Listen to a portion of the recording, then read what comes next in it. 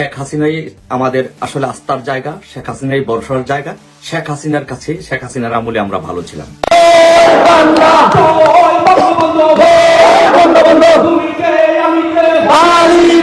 মাত্র ৫% মানুষ তখন শেখ হাসিনা এবং আওয়ামী লীগের পক্ষে ছিলেন, কিন্তু সময় যত গড়াচ্ছে, দিন যত যাচ্ছে, ততই খুব অদ্ভুত রকম ভাবে শেখ হাসিনা যেন আরো শক্তিশালী ভাবে মানুষের মনে জায়গা করে নিচ্ছেন।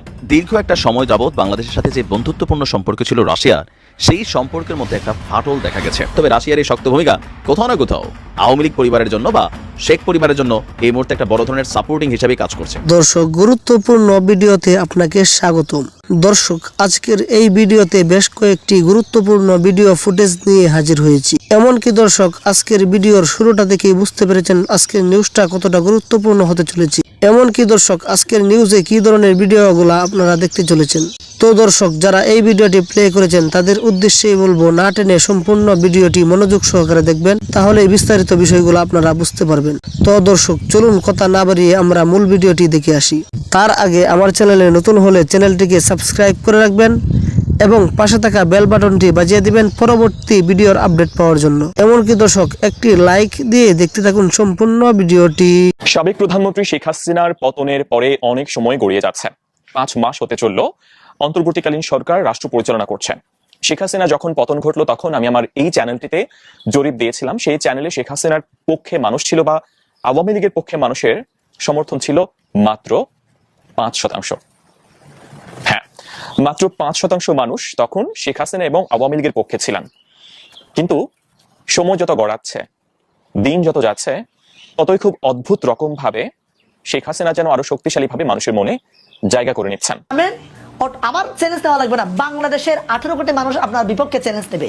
ওই দিন আপনার কুকীর্তি গুলা তুলে ধরবে। আমি কয়েকজন মাস্টার মাইন্ডের কথা না বললে আমি পারছি না। তার আগে আমি আরেকজনের কাছে যাই। আমি আসলে ব্যারিস্টার ফুয়াদ, তাকে আমি খুব ভালো মনে করেছিলাম, তাকে আমি শ্রদ্ধা করতাম, তার কথাগুলো আমার ভালো লাগতো, তার একজন ফ্যান ছিলাম আমি। কিন্তু ইদানিং তার যে সমস্ত আপনার কার্যক্রম আমি দেখতে পাচ্ছি, এটা আসলে জাতিকে বিভ্রান্ত করার জন্য কারো কাছ থেকে টাকা নিয়েছে কিনা এটা আমার জানা নেই। তবে তার কার্যক্রম দেখে আমার মনে হচ্ছে সেও আসলে কিছু ভাগ ভাটোয়ারা পেয়েছে। না হলে কাউন্সিলরদেরকে সে কেন আপনার পূর্ণ বহাল চাচ্ছে, আমার সন্দেহ হচ্ছে এখানে। এই জন্য টাকার বিনিময় করছে নাকি কার ইন্ধনে এগুলো করছে আমার ফুয়াদ ভাই।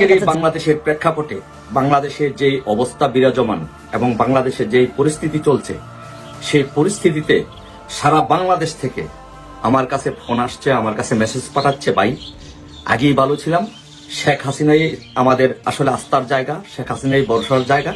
শেখ হাসিনার কাছে, শেখ হাসিনার আমলে আমরা ভালো ছিলাম। আপনি ভাই এই বিষয়ে একটি কথা বলেন, একটি ভিডিও তৈরি করেন, একটি কর্মসূচি ঘোষণা করেন। আমরা সেই কর্মসূচি পালন করতে চাই। সেই জনগণের প্রত্যাশার প্রেক্ষিতে আজকে আমরা একটি কর্মসূচি ঘোষণা করছি। বঙ্গবন্ধুর সৈনিকেরা, শেখ হাসিনার সৈনিকেরা, যারা আমরা মনে করি যে শেখ হাসিনাই বাংলাদেশের মানুষের শান্তির শৃঙ্খলার জন্য কাজ করেছেন, উন্নয়নের জন্য কাজ করেছেন। আমরা একটা কর্মসূচি ঘোষণা করছি, যে সেই কর্মসূচিটি হচ্ছে যে সারা বাংলাদেশে আজকে থেকে আমরা প্রত্যেকটি মানুষ, আজকে আমরা আমাদের ফেসবুক ওয়ালে আমরা লিখব শেখ হাসিনাতে আস্থা। আমরা প্রত্যেকটি বাংলাদেশের প্রত্যেকটি আনাচে গানাচে, প্রত্যেকটি দেয়ালে দেয়ালে আমরা লিখে দিব শেখ হাসিনাতে আস্থা। কারণ বাংলাদেশের মানুষ আজকে মনে করে যে আসলে শেখ হাসিনার সরকার আমলে আমরা ভালো ছিলাম। শেখ হাসিনা সরকারই আমাদের আস্থা, শেখ হাসিনা সরকারই আমাদের ভরসা। শেখ হাসিনাই বাংলাদেশের জন্য একজন ভালো প্রধানমন্ত্রী ছিলেন। তাই জনগণের সেই চাওয়াকে, জনগণের সেই প্রত্যাশাকে বাস্তবে রূপ দিতে এবং জনগণের প্রত্যাশাটুকু, জনগণের কথাটুকু মানুষের ঘরে ঘরে পৌঁছে দিতে বাংলাদেশের প্রতিটি আনাচে কানাচে, স্কুল, কলেজ, মাদ্রাসা সহ যত শিক্ষা প্রতিষ্ঠান আছে, যত প্রতিষ্ঠান আছে, সকল প্রতিষ্ঠানের দেয়ালে দেয়ালে আমরা লিখে দিব, আজকে থেকে লিখে দিব শেখ হাসিনাতেই